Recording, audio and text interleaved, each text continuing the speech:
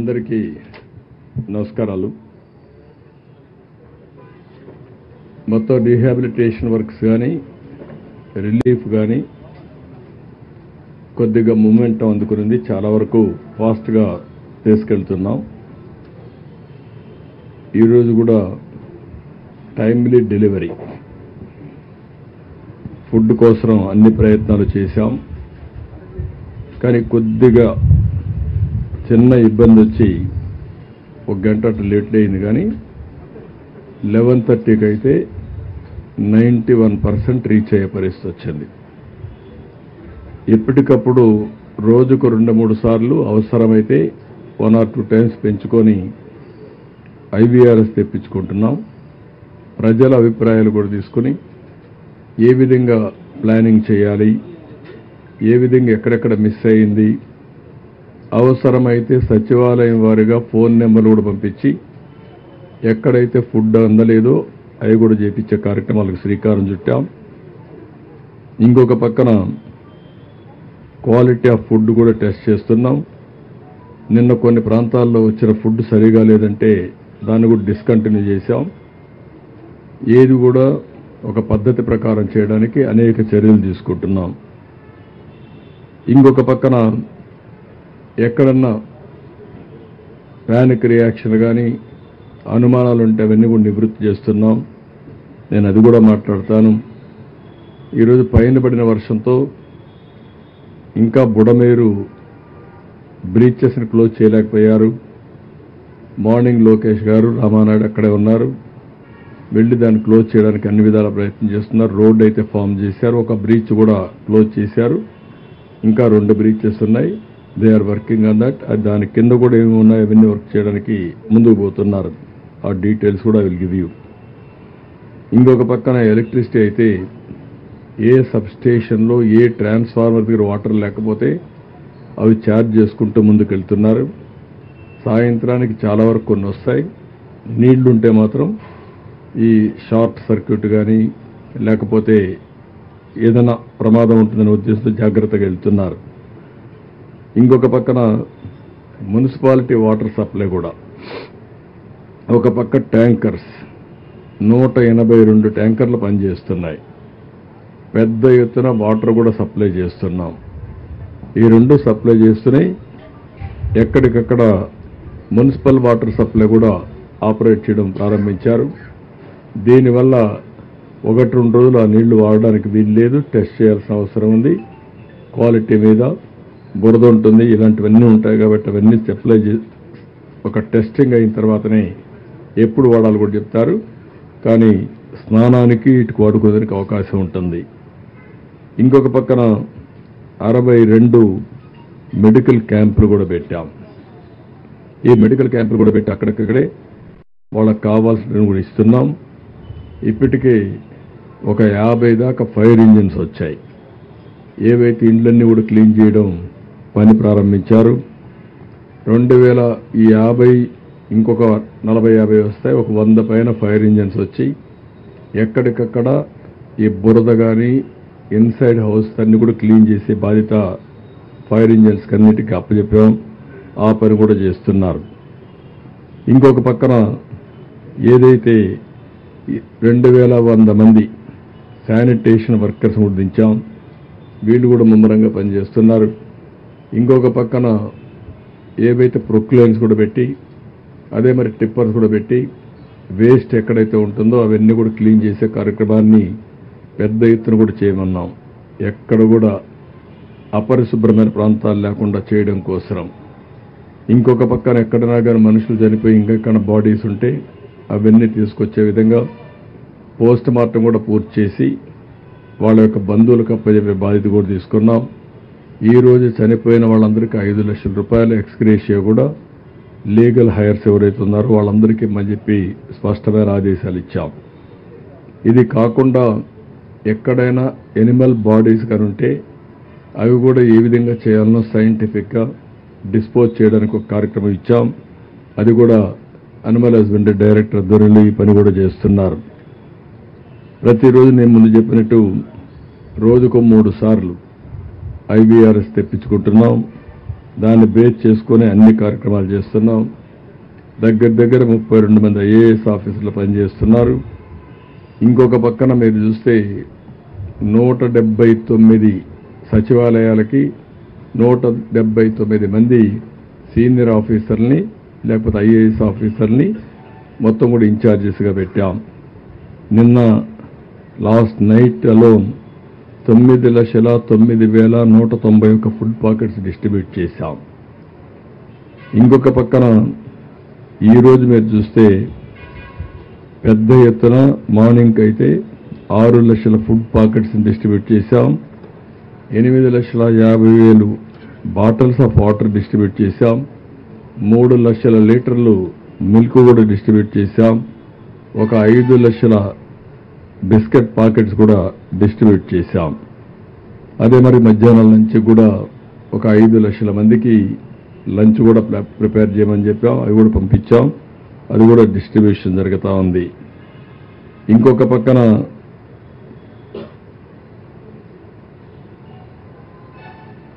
Feedback కోసమైతే నాకు కూడా చాలా బాగా ఇస్తున్నారు.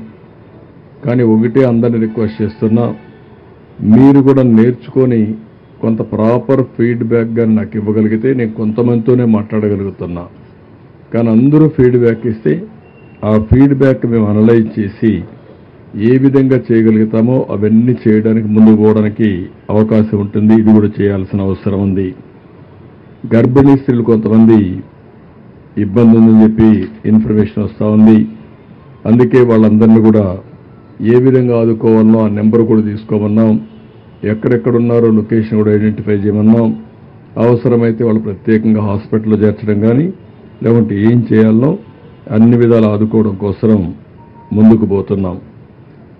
ఈ సమయంలో ఎవరైతే ఈరోజు మనం చూస్తే బుడమేరు, ఈరోజు మార్నింగ్ కూడా కొద్దిగా పైన వర్షాలు పడ్డాయి. నేను అన్ని సోర్సెస్ ద్వారా వెరిఫై చేశాను.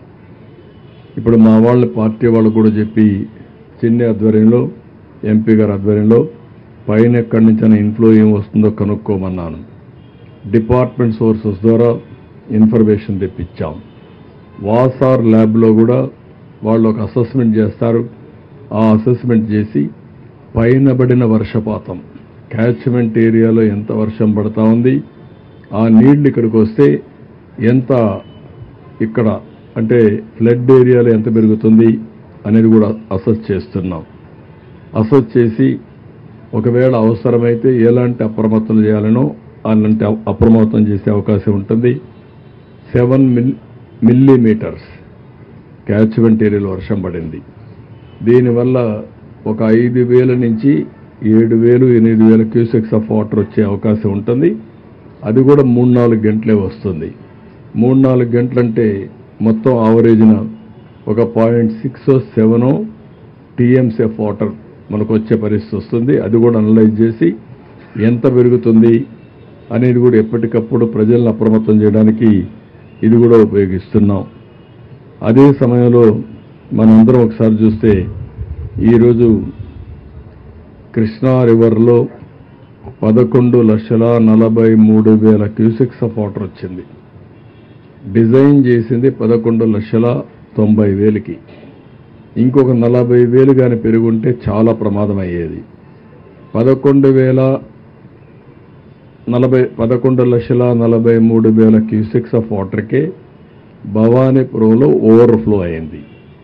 పైన కూడా కొన్ని బ్రీచెస్ అయ్యాయి. ఇబ్రహీంపట్నం అవతల అక్కడి నుంచి దగ్గర ఇబ్రహీంపట్నం నుంచి మూలపేట వరకు చాలా వరకు నేషనల్ హైవేకి నీళ్లు వచ్చాయి. పక్క గ్రామాలన్నీ మునిగిపోయే పరిస్థితికి వచ్చాయి. అయితే ఇక్కడ ఏదైతే భవానీపురంలో వచ్చిన నీళ్లు మొత్తం కొంత ప్రాంతాన్ని ముంచేశాయి. ప్రధానంగా మనకు వచ్చింది ఇది ఏదైతే ఈరోజు ఇక్కడ మనం అందరం ఇబ్బందులు పడ్డామో దీనికి ప్రధానమైన కారణం బుడమేరు. ఈ బుడమేరు అనేది ఎన్నో సంవత్సరాలుగా ఒక సమస్యగా తయారైంది విజయవాడకి.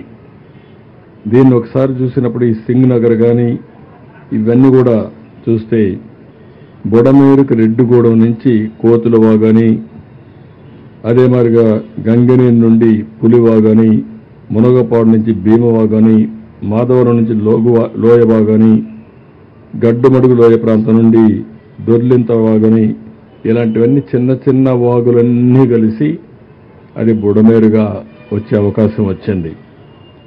అయితే 20 సంవత్సరాలుగా విజయవాడ టౌన్ కూడా అభివృద్ధి అవుతా ఉంది. ఆక్రమణలు కూడా పెరిగిపోయినాయి. ఏదైతే ఈ యొక్క బుడమేరు నేరుగా వెళ్ళి కొల్లేరు సదర్స్కు ఈ నీళ్లు పోవాల్సిన అవసరం ఉంది. దానికి కూడా ఈ నీళ్లన్నీ కూడా అక్కడ ఎర్రవాగు ఉంది, ఆ నీళ్లు కూడా వస్తాయి. దానికంటే కూడా ఈ వాగు నుంచి వచ్చే నీళ్లు అక్కడ ఉపయోగపడతాయి. కానీ ఏదైతే ఎక్కువగా ఎక్కడికక్కడ కట్టడాలు కట్టి అసలు వాగును పూర్తి చేసే పరిస్థితికి వచ్చారు. ఇది మనం చూసినప్పుడు ఒరిజినల్గా 11,000కి ఇది డిజైన్ చేశారు. ఇప్పుడు 70,000 క్యూసెక్స్ ఆఫ్ వాటర్ వచ్చే పరిస్థితి వచ్చింది. ఈ 70,000 క్యూసెక్స్ ఆఫ్ వాటర్ వచ్చినప్పుడు ఏ విధంగా నీళ్లని కిందికి తీసుకుపోవడం అనేక విధాలుగా అనేక సంబంధాల్లో ఆలోచించారు. 1970లోనే దీన్ని రిపేర్ చేయాలని కూడా కొంత ప్రయత్నం చేశారు, ఎక్స్పాండ్ చేయాలనుకున్నారు. కానీ రాజశేఖర రెడ్డి ముఖ్యమంత్రిగా ఉన్నప్పుడు 2007-8లో బుడమేరు ప్రవాహాన్ని కుడికాలకు మళ్లించాలని చెప్పి ప్రతిపాదన చేశారు. అది కూడా ఏమాత్రం పోలవరం రైట్ మెయిన్ కెనాల్కి తీసుకురావాలని ప్రయత్నం చేశారు. అది కూడా ప్రారంభించి మధ్యలో వదిలిపెట్టారు. అక్కడ BTPSలో ఏదో సమస్యలు వచ్చాయని. ఆ తర్వాత మనం చూస్తే దీని మీద ఒకేసారి వెలగలేరులో రెగ్యులేటరీ ఒకటి కట్టారు. అది కూడా చిన్న రెగ్యులేటర్, ఇన్ని నీళ్లు కూడా పట్టావు, ఏదైనా ఉంటే కొద్దిగా ఫ్లడ్ మేనేజ్మెంట్ చేయడానికి కట్టారు. అంతవరకు తప్ప ఏం జరగలేదు. ఇంకొక పక్కన 2005లో పెద్ద వరద వచ్చింది. అప్పుడు మేమందరం కూడా ఆందోళన చేశాం. ఇక్కడ ఉండేవాళ్ళు కూడా పెద్ద ఎత్తున ఆందోళన చేశారు. దీన్ని చేస్తానని ఆ రోజు రాజశేఖర రెడ్డి చెప్పాడు, కానీ మళ్ళా వదిలేసే పరిస్థితికి వచ్చాడు. ఫైనల్గా నేను వచ్చిన తర్వాత కూడా ఒక దగ్గర 500 కోట్లు శాంక్షన్ చేశామనేది కొంత ఇన్ఫర్మేషన్ ఉంది.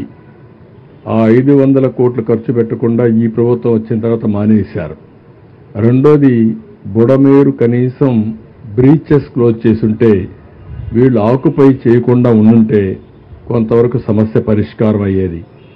ఎప్పుడైతే ఎన్క్రోచ్మెంట్స్ 2019 నుంచి విపరీతంగా జరిగాయి, కాలవే లేకుండా చేసే పరిస్థితికి వచ్చారు.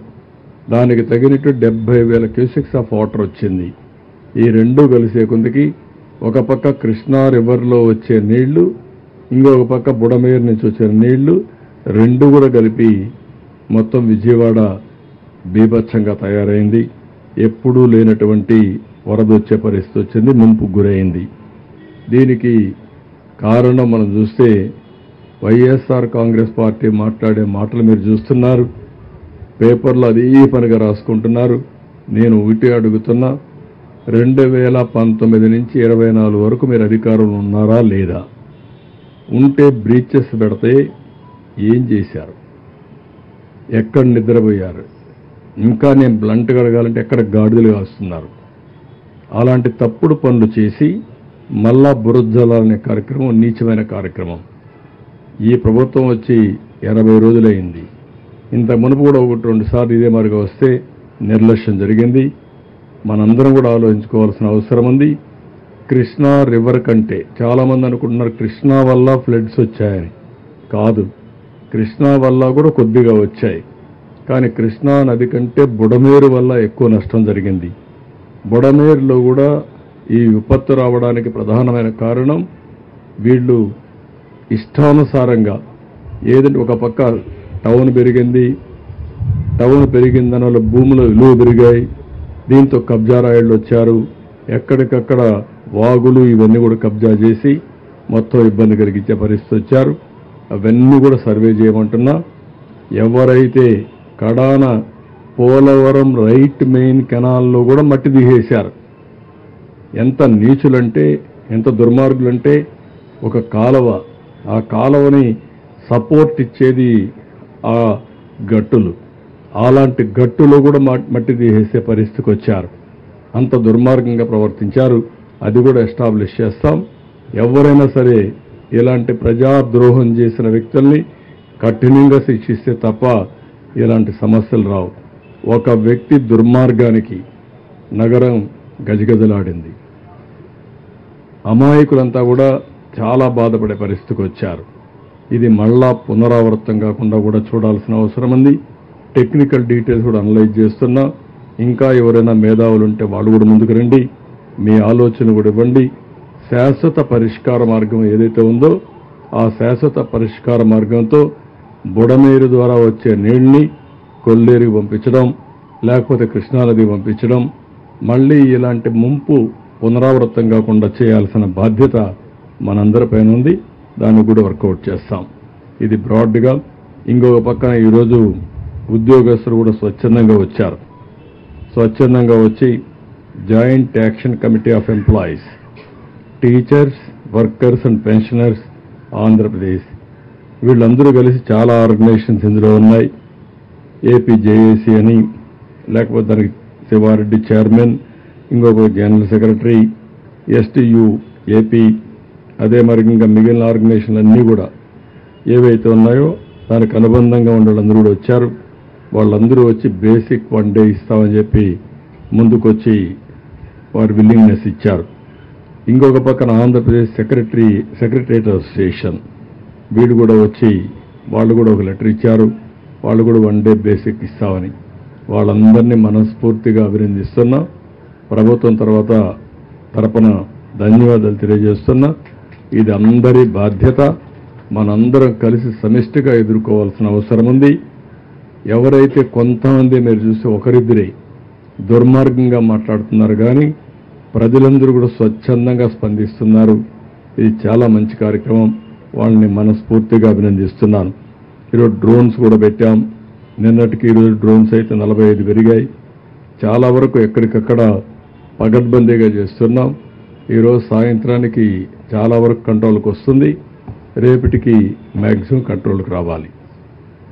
ఇది బ్రాడ్గా 1 or 2 డేస్లోనే నార్మల్స్ తీసుకొచ్చి, ఎంత వీలైతే అంత తొందరలో నార్మల్స్ తీసుకొచ్చి, ఏమాత్రం కూడా మళ్ళా డిసీజెస్ కూడా ప్రబలకుండా దానికి కూడా ఏమేం చేయాలో అన్నీ చేస్తున్నాం.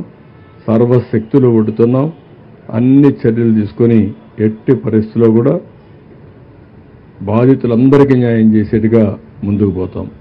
వీలైతే ప్రజలందరూ కూడా రేపు ఓకే అంటే రేపే డిస్ట్రిబ్యూషన్ కూడా స్టార్ట్ చేస్తాం. ఫుడ్ పాకెట్సే కాకుండా వాటర్ ఇవన్నీ స్టెబిలైజ్ అయిన తర్వాత ఎసెన్షియల్ కమాడిటీస్ కూడా సాయంత్రం అనౌన్స్ చేస్తాం. అవి కూడా డిస్ట్రిబ్యూషన్ చేస్తాం.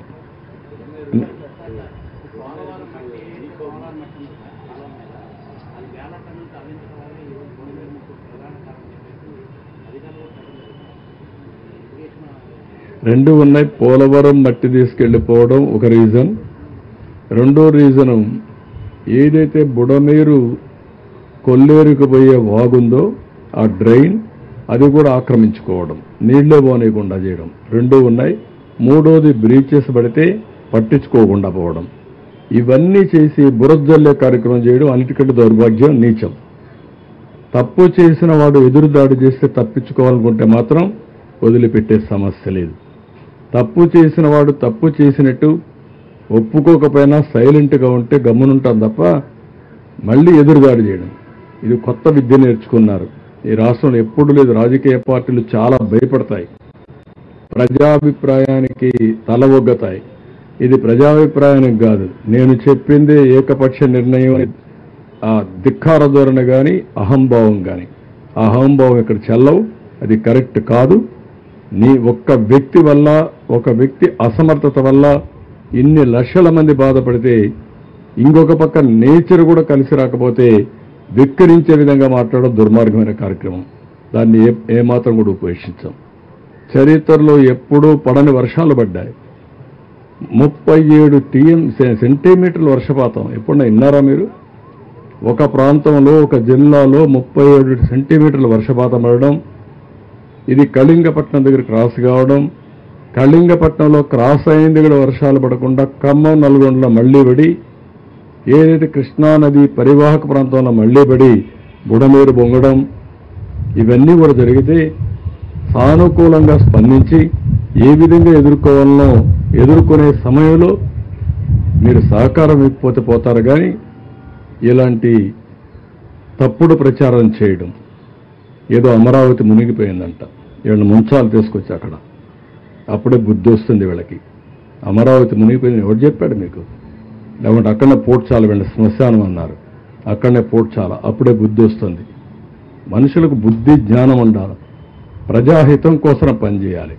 దుర్మార్గంగా మహాడే కార్యక్రమాలు చేస్తున్నారు. ఎడారంటారు, ఎడారండి అమరావతి? ఇంకా సిగ్గు రాలేదు మీకు? అంటే ప్రజలు వింటారు కాబట్టి ఎదురుదాడి చేస్తారా మీరు? ఎన్ని రోజులు ఎదురుదాడి చేస్తారు? ఎదురుదాడి చేస్తే ప్రజలే చూసుకోవాల్సిన అవసరం ఉంది. ఇలాంటి వాళ్ళని సంఘ బహిష్కరణ చేయాల్సిన అవసరం ఉంది. ఈ నేరస్తులు దబాయిస్తే భయపడిపోతాం అనుకుంటున్నారు, కానీ ఎవరు ఇక్కడ భయపడరు. ఈరోజు కూడా పేపర్లో చూస్తున్నా, ఒక యజ్ఞం మారిగా ప్రజలను కాపాడడానికి మేము ప్రయత్నం చేస్తా ఉంటే ఒక రాక్షసుల మారిగా విధ్వంసాన్ని సృష్టిస్తున్నారు. ఎక్కడిది న్యాయం? మేము ఒక పక్కన ప్రజల కోసం ముందుకు పోవాలన్నా, ఇంకొక పక్కన వీళ్ళు చేసే తప్పుడు ప్రచారాన్ని ఖండిస్తూ కూర్చోవాలన్నా? ఈరోజు మళ్ళీ వర్షం పడిందంటే మేము భయపడుతున్నాం. మళ్ళా బుడమేరు పొంగితే నీళ్లు వస్తే ప్యానిక్ రియాక్షన్ వస్తుందని మేము భయపడుతున్నాం. వీళ్ళకి బాధ్యత లేదండి? వీడు సమాజ హితం కోసం ఉండే పార్టీ అంటే ఇది? ఇలాంటి దుర్మార్గులు రాష్ట్రంలో ఉండడం కూడా అర్హత ఉందా నేను అడుగుతున్నా. ఎక్కడో ఉండేవాళ్ళు సినిమా యాక్టర్లు వస్తున్నారు, పారిశ్రామికవేత్తలు వస్తున్నారు, మామూలు వ్యక్తులు వచ్చి మీరు కష్టపడుతున్నారు, మేము కూడా మా డొనేషన్లు ఇస్తామని చెప్పి సంఘీభావాన్ని తెలియజేయడమే కాకుండా ఆర్థిక సహాయం చేస్తున్నారు, చేతనైనంతవరకు పనిచేస్తున్నారు. ఇప్పుడు ఎంప్లాయీస్ని పిలవలేదు, వాళ్లే వచ్చారు. అది వాళ్ళ స్ఫూర్తి. ఇది ప్రజల స్ఫూర్తి. ఒక రాజకీయ పార్టీ ముసుగులో నేరస్తులు చేసే దౌర్జన్యం, అరాచకాలు. ఈ అరాచకాలు ఈ రాష్ట్రంలో జరగవు. అలాంటి అరాచకాలు చేసే వ్యక్తుల్ని ఎట్టి పరిస్థితుల్లో ఉపేక్షించాం. ఆ విషయం మీరు గుర్తుపెట్టుకోవాల్సిన అవసరం ఉంది. బాధ. రాత్రి మగుళ్ళు కష్టపడుతున్నాం, ఎంతోమంది కష్టపడుతున్నారు. ఆఫీసర్లందరినీ ఎప్పుడూ బురదలో తిరగనటువంటి ఆఫీసర్ని బురదలో తిప్పి పనిచేపిస్తున్నాం. కోప్పడుతున్నాం. తప్పదు, వెళ్ళాలి, ఉండాలి, కూర్చోవాలి. ఒక సీనియర్ ఆఫీసర్ ఫీల్డ్కి రారు. అలాంటిది ఈరోజు చీఫ్ సెక్రటరీతో సహా అందరినీ ఫీల్డ్లో పెట్టి పనిచేపిస్తున్నాం. అది మా కమిట్మెంట్. బురదజల్లే కార్యక్రమం మానండి. సిగ్గుంటే చేసిన తప్పుకు క్షమాపణ చెప్పుకోండి. కనీసం మీకు కాన్షియస్నెస్ ఉంటే ఆ కాన్షియస్నెస్ ప్రకారం మనసులోనే మీరు క్షమాపణ కోరండి, ప్రజాహితం కోరితే. అంతేగాని ఇష్ట ప్రకారం మాట్లాడితే మంచిది కాదు. నేను ఎప్పుడు రాజకీయాలు చేయను. సంక్షోభ సమయంలో ఎప్పుడు నా దేశంతా ఒకే ఫోకస్ ఉంటుంది. ఈరోజు డ్రోన్స్ తీసుకొచ్చాం, హెలికాప్టర్లు తీసుకొచ్చాం. ఈరోజు మార్నింగ్ కూడా హోమ్ మినిస్టర్తో మాట్లాడాను. వారిని కూడా రమ్మన్నాను, టీములు పంపిమన్నాం, మళ్ళా లెటర్ రాస్తున్నాం. అన్ని విధాలా మేము చేయాల్సిన పనులన్నీ చేస్తామంటే ఈ రాక్షస మూక ఎక్కడికెక్కడ అడ్డం వేయడం, ఇష్టానుసారంగా ప్రవర్తించడం, డిస్టర్బ్ చేయడం, ప్రజల్ని మభ్యపెట్టడం, ప్రజల్ని భయభ్రాంతులను చేయడం, ఇది వీళ్ళు చేసే పని. అమరావతి మునిగిపోతుందంటారు, లేదంటే మొత్తం ఇక్కడ జరగడానికి బుడమేరుని ఏదో గేట్లు ఎత్తేసారంటారు. మా ఇల్లు కాపాడుకోవడానికి ఆ నీళ్లు తీసుకొచ్చి ఇక్కడ వదిలిపెట్టామంటారు. బుద్ధి జ్ఞానం ఉండాలి, కనీసం ఇంగిత జ్ఞానం ఉండాలి. మాట్లాడేటప్పుడు ప్రజలు కూడా వాచ్ చేస్తారని ఆలోచన ఉండాలి. నేను అందుకే ప్రజా చైతన్యం కోసం మాట్లాడుతున్నా. నా సొంతం కోసం కదా, నన్నేమీ చేయలేరు వీళ్ళు, అది వేరే విషయం. ఈ రాష్ట్రం ఏమవుతుంది ఇలాంటి దుర్మార్గుల వల్ల? కష్టాల్లో ఉన్నప్పుడు సానుభూతి చూపించకుండా విషాన్ని జిమ్మే వాళ్ళని ఏమనాలి? ఎందుకు ఇలాంటి పైశాచిక ఆనందాన్ని పొందుతున్నారు నాకైతే అర్థం కావడం లేదు. అందుకే చాలా స్పష్టంగా ఖండిస్తున్నా. ఎన్నిసార్లు చెప్పితే అన్నిసార్లు మీరు క్షమాపణ చెప్పే వరకు మిమ్మల్ని వదిలిపెట్టాను, గుర్తుపెట్టుకోండి. ఈరోజు నేను డీటెయిల్డ్గా అవసరమైతే 1-to-1 అమరావతి ఉంది. డే వారీగా ఎప్పుడైనా నీళ్లు ఉన్నాయండి అక్కడ? I'm asking all of you. చూశారు మీరు ఎవరు నీళ్లు? నీళ్లు లేకపోతే ఉన్నాయని ఫోటో వేస్తావు పేపర్లో. ఏదో పేపర్ అది ఏమనాలి వెళ్ళి. రెండోది బుడమేరు గురించి అసత్యాలు ప్రచారం చేస్తూ గేట్లు ఎత్తేసారంట. మా ఇల్లు కాపాడుకోవడం నీళ్లు అక్కడ వదిలిపెట్టావంట, ముంచేసావంట. అందరిళ్ళకి నీళ్లు వచ్చాయి. అదేం పెద్ద బాధ లేదు, మా ఇంట్లో కొన్ని నీళ్ళు వస్తే వస్తాయి. ఏమైపోతుందండి దానికి? వచ్చాయి, పోయినాయి.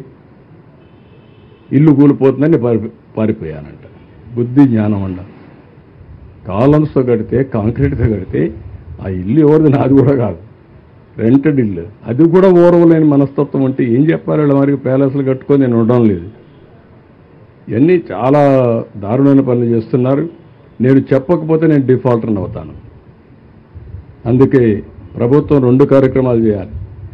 యజ్ఞం చేయాలి, ప్రజల బాగు కోసం సేవా కార్యక్రమాలు చేయాలి, రాక్షసుల్ని ఎదుర్కోవాలి, వాళ్ళతో యుద్ధం చేస్తూ యజ్ఞం చేయాలి. ఆ పరిస్థితిలో ఉన్నాం. ప్రజాస్వామ్యులు ఉండవు. ప్రజాస్వామ్యులు భయపడతారు, కానీ మళ్ళా రాక్షస రాజ్యాలు గుర్తొస్తున్నాయి. ఆ రాజ్యాల్లో ఏ విధంగా రాక్షసులు ఉండేవారో అవన్నీ గుర్తొస్తున్నాయి. Thank you.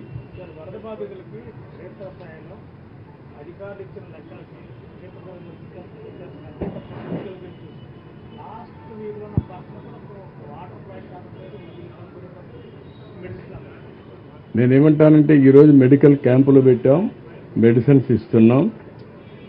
నిన్నటి వరకు నిన్న ఉదయమే ఆర్గనైజేషన్ సెట్ అయింది. ఈరోజు సచివాలయాన్ని కూడా సెట్ చేశాం. సచివాలయంలో ఇంటింటికి వెళ్ళమన్నాం. నేను నిన్నే మొత్తం తిరిగి వచ్చాను. ఇప్పుడు మళ్ళా నేను వెళ్తున్నాను, మళ్ళీ ఒకసారి తిరుగుతాను. నేను తిరగడం, ఫీడ్బ్యాక్ తెప్పించడం, చాలా స్పష్టంగా ఏ నెంబర్లకు అందలేదో ఆ నెంబర్లు కూడా చెప్తే ఆ ఇంటికి పంపించే బాధ్యత తీసుకుంటాం. ఇంకా చిన్న ల్యాబ్సెస్ పూర్తిగా లేవని నేను 7 లక్షల మందికి దగ్గర సర్వీస్ చేయాలా. 7 లక్షల మందికి సర్వీస్ చేయాలంటే కొంతమంది కొండపైన ఉంటారు, కొంతమంది వాటర్లో ఉంటారు, కొంతమంది 4వ అంతస్తులో ఉంటారు. ఇలాంటి సమస్యలు ఉన్నాయి. ఇవన్నీ కూడా ఏం చేయాలనో అనునిత్యం మానిటర్ చేస్తున్నాం. కడాన హెలికాప్టర్స్ పెట్టి మిద్దె పైన కూడా ఫుడ్ పాకెట్స్ వదిలిపెట్టాం. డ్రోన్స్ పెట్టి ఇంటికి ఇచ్చే ప్రయత్నాలు చేస్తున్నాం. వాటర్లో ఉంటే కూడా డ్రోన్స్ ద్వారా వాళ్లకు ఫుడ్ సప్లై చేసే పరిస్థితికి వచ్చాం. ఎన్ని ప్రయత్నాలు చేయాలనో ఒక మాటలో చెప్పాలంటే ఇది మామూలుగా నా జీవితంలో ఎప్పుడూ చూడని విపత్తు. ఒక ఉధృత్ తుఫాన్ వచ్చింది, ఒక హరికేన్ తుఫాన్ వచ్చింది, చెట్లన్నీ రోడ్లో పడిపోయినాయి. బుల్డ్రౌజర్స్ ఆ పక్క ఈ పక్క పెట్టి తీసుకెళ్ళిపోయాం. ఇప్పుడు వాటర్ని తీయలేమే. ఎక్కడ చూసినా వాటర్ ఉంటే వాటర్ని అంత ఈజీగా తోడేయలేం కదా. ఇలాంటి ఇబ్బందులు ఉన్నాయి. కానీ ప్రజలకు జరిగిన నష్టం భయంకరమైంది. చాలా సఫర్ అయ్యారు. నేను దాంట్లో అనుమానం లేదు. దాన్ని ఏ విధంగా అధిగమించాలో అన్ని విధాలు అధిగమిస్తాం.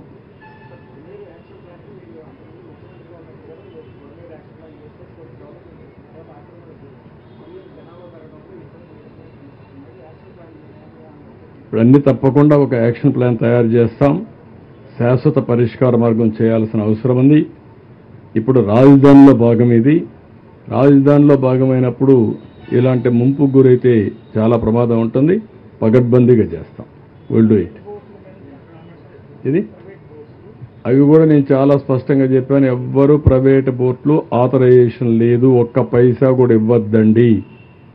అన్ని గవర్నమెంట్ బోట్లే ఉన్నాయి, డబ్బులు ఇవ్వద్దండి. రెండోది ట్రాక్టర్లు ఎన్ని కావాలంటే అన్ని పెట్టాం. ట్రాక్టర్ల ద్వారా పబ్లిక్ ట్రాన్స్పోర్టేషన్ కూడా పెట్టాం. ఇంట్లో కూర్చొని బాధ ఉంటే పక్కన ఏదైనా కొనుక్కోవాలన్నా పోలేకపోతున్నారు వాటర్లో. ట్రాక్టర్లు పెట్టి ఆ ట్రాక్టర్లు తీసుకుపోతున్నాం. కొన్ని బస్సులు కూడా పెట్టాం, ఎక్కడన్నా బయట రావాలంటే అలాంటి అన్ని సదుపాయాలు చేశాం. ఏది ఇప్పుడు నేను చూసి చెప్తాను, మీకు పేరుతో సహాయం అంటాను.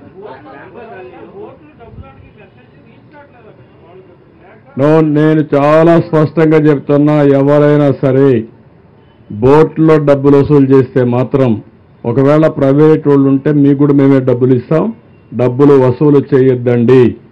వసూలు చేస్తే మాత్రం నేను మీద కేసు పెట్టిస్తా, జైల్లో పెట్టిస్తా. నేను చాలా స్పష్టంగా చెప్తున్నా. నేను రేపటి నుంచి జరిగే పరిణామాలు కూడా ఈరోజు ఊహించుకొని కూరగాయలు రేట్లు పెంచేస్తారని, కూరగాయలన్నీ మేము కూడా తెప్పించి ఎక్కువ డంప్ చేసి ఫిక్స్డ్ ప్రైస్ పెడదాం అనుకుంటున్నా.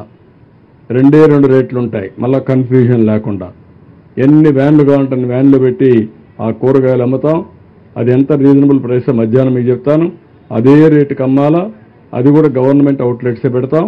అవుట్లెట్స్ పెట్టి ఎక్కడికక్కడ డిస్ట్రిబ్యూట్ చేస్తాం. బిగినింగ్లో చాలా సఫర్ అయ్యారు. సఫర్ అయిన వాళ్ళకి ఇంకా ఇబ్బందులు పెట్టడం కరెక్ట్ కాదు. ఎవ్వరు ₹1 వసూలు చేసినా మానవత్వం లేకుండా చేస్తే చాలా సీరియస్గా ఉంటుంది.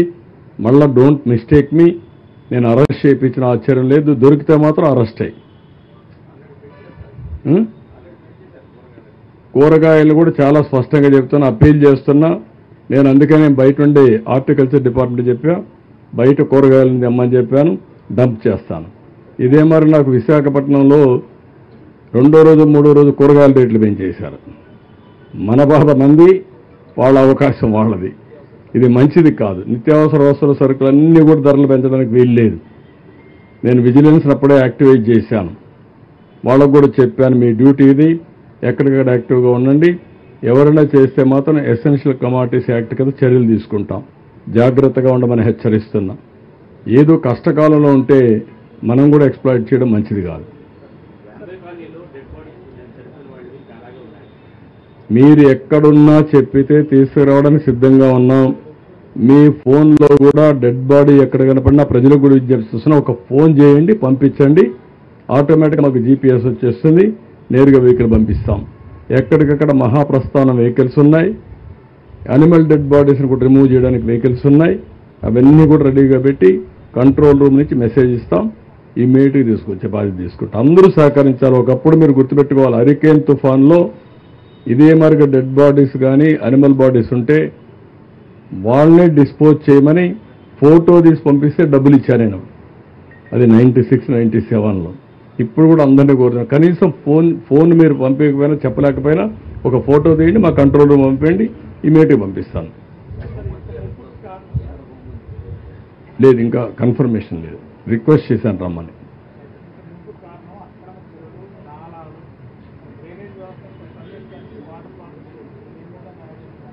తప్పకుండా నేనేదో విక్టిమైజ్ చేయడానికి చేయను. ఏది చేసినా పకడ్బందీగా చేస్తా. ఎక్కడ తప్పు జరిగినా ప్రజాహితం కోసం రెక్టిఫై చేస్తా. Okay, thank you.